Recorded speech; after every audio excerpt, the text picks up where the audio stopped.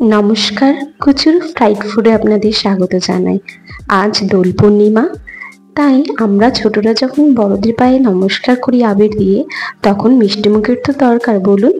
তাই আজকে রেসিপিতে রেখেছি মতিচুরের লাড্ডু। তো চলুন, প্রথমে 2 কাপ বেসন নিয়ে নেব, তার মধ্যে জল দিয়ে এভাবে পাতলা করে ব্যাটারটা গুলে নেব। দেখুন কিভাবে পাতলা হবে। এবার একটা দুধের প্যাকেট নেব, ধুয়ে নিয়ে নেব। আসলে আমার কাছে পাইপিং ব্যাগ ছিল না, তাই দুধের প্যাকেটটাই নিয়েছি। দেখুন এইভাবে ব্যাটারটাকে এর মধ্যে ভরবো। এবারে এক কোণে কাঁচি দিয়ে ছোট্ট করে কেটে নেব। এবার কড়াই ঘিটা দেবো, দিয়ে গরম হতে দেবো। এবার এইভাবে ডট ডট করে ব্যাটারটাকে এর মধ্যে দিয়ে দেবো। এবার ভাজতে থাকুন। দেখবেন মতিচুরের লাড্ডুর মতন যে মতির মতন দেখতে হবে, এইভাবে সুন্দর দেখতে হবে, ছোট ছোট করে মতির মতন। তো এইভাবে ভাজতে থাকবেন। এক এক করে সমস্ত বেসনের ব্যাটারটাকে এইভাবে ভেজে নেব। দেখুন কিভাবে ভেজেছি। আর যদি আপনাদের আমার রেসিপি ভালো লেগে থাকে, তাহলে অবশ্যই লাইক অ্যান্ড সাবস্ক্রাইব করে দেবেন। দেখুন কত সুন্দর হয়েছে, ছোট ছোট মতির মতো। আপনারা অবশ্যই বাড়িতে ট্রাই করবেন।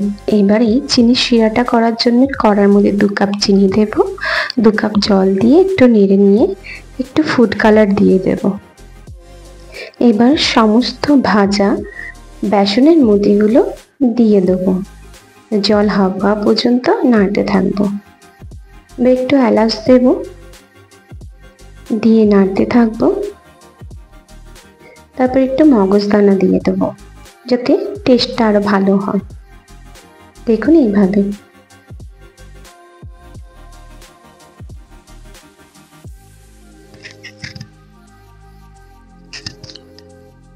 এবার প্লেটের মধ্যে ঢেলে ঠান্ডা হওয়ার জন্য 5 মিনিটের জন্য ছেড়ে দেব।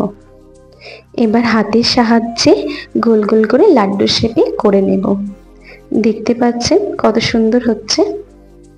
এভাবে সমস্তটাকে গোল গোল করে লাড্ডুর মতন করে নিয়েছি। দেখুন, এবার দেখতে ভালো লাগার জন্য একটুখানি কাজু দিয়ে সার্ভ করছি। দেখে নিন কি সুন্দর হয়েছে। তবে আজকের জন্য এইটুকু। আবার দেখা হবে নেক্সট কোনো রেসিপি নিয়ে। আজকের জন্য টাটা, বাই বাই।